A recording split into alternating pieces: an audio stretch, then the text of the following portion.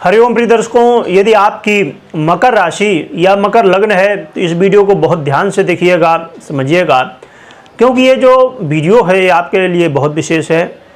क्योंकि इसमें हम समझने वाले हैं 9 अप्रैल से लेके और 30 अप्रैल ये जो समय है ये कैसा रहने वाला है, और हर एक ग्रह स्थिति के बारे में हम बात करेंगे। चाहे कोई योग बन रहे हों, राजयोग हो, दुर्योग हो, कई ग्रह स्थितियों में परिवर्तन होने जा रहा है, सभी का एक साथ हम कैलकुलेशन समझेंगे, क्या प्रभाव आपके ऊपर पड़ेगा। क्योंकि जब आप अलग अलग वीडियो देखते हैं तो कन्फ्यूजन हो जाता है कई बार, क्योंकि किसी ग्रह स्थिति को आप जब सुनते हैं तो लगता है कि बहुत अच्छा होने वाला है, परंतु कोई दूसरी ग्रह स्थिति को जब आप सुनते हैं तो समस्याएं देखने को मिलती हैं। तो होगा क्या, ये सब हम समझेंगे। तो पूरी जानकारी के लिए पूरा वीडियो देखिएगा। प्रिय दर्शकों, बात करें सबसे पहले हम ग्रह स्थितियों की, तो सूर्य अपना राशि परिवर्तन करेंगे 13 अप्रैल को।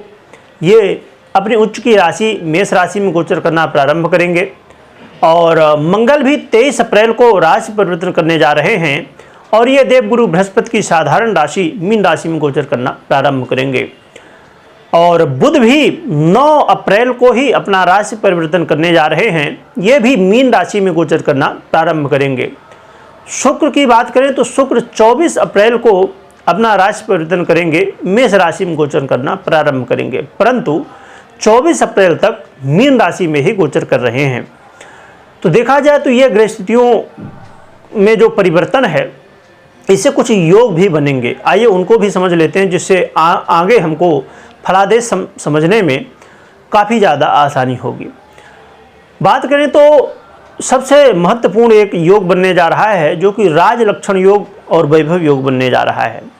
अंगारक योग भी बनेगा और जड़ बुद्धि योग भी बनेगा, साथ में मकैनिक योग भी बनने जा रहा है, और गुरु घंटा योग भी बनने जा रहा है।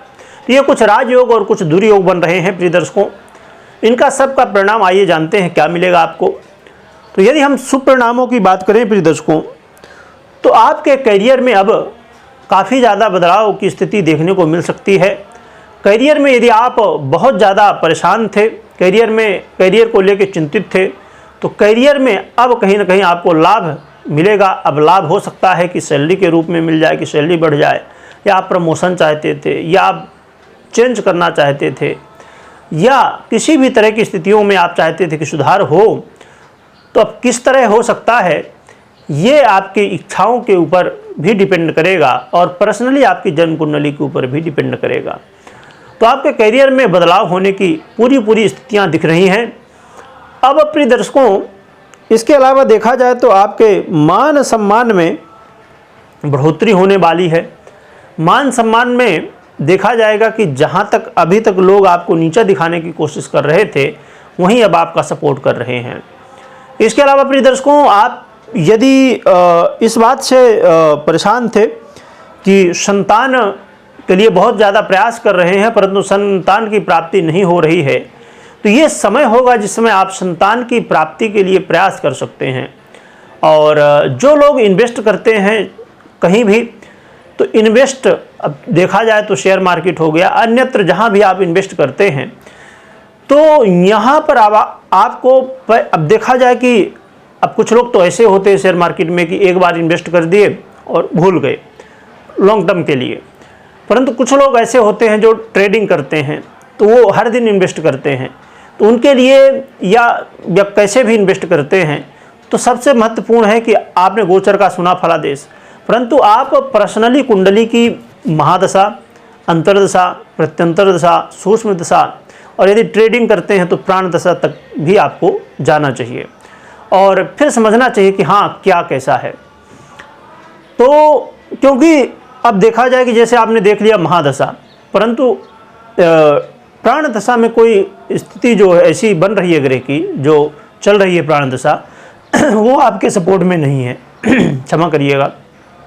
तो यदि आपके वो सपोर्ट में नहीं है, पर महादशा लग रहा है कि कोई कारक ग्रह की चल रही है, तो फिर वहाँ पर इसी तरह में नुकसान देखने को मिल जाता है। तो इसलिए आपको कुंडली का विश्लेषण हमेशा करते रहना चाहिए, या तो कराते रहना चाहिए, जिससे जो लोग ट्रेडिंग करते हैं उनको आए दिन हर चीज़ें क्लियर तरीके से समझ में आए। अब प्रिय दर्शकों, इसके अलावा देखा जाए तो विद्यार्थियों के लिए बहुत अच्छा समय है, विद्यार्थियों के लिए।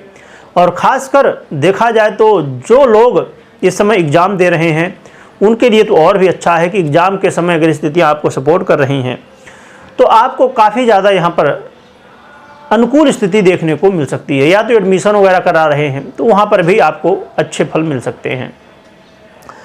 और आपके जीवन में यदि सरकारी क्षेत्र से जुड़े हुए कोई काम अटके हुए थे, रुके हुए थे, उनमें थोड़ा सा आपको सावधानी बरतनी होगी प्रिय दर्शकों, क्योंकि यदि उन्हें फिर से इस समय आप प्रयास करेंगे, कोशिश करेंगे कि इस समय फिर से किया जाए तो और भी समस्याएं बढ़ सकती हैं।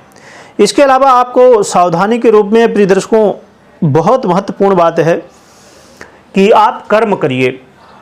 मतलब इस समय आलस्य करना, अब एक तरफ देखा जाए तो शनिदेव यहाँ पर महत्वपूर्ण ही है आपके लिए, क्योंकि 7.5 का प्रभाव है ही है। और ये जो 2024 है इसका भी आधिपत्य शनिदेव के पास है, तो इसलिए बेहद ज़रूरी है। और जो ग्रह स्थितियाँ भी बन रही हैं उसकी वजह से आलस्य भी आपको देखने को मिल सकता है।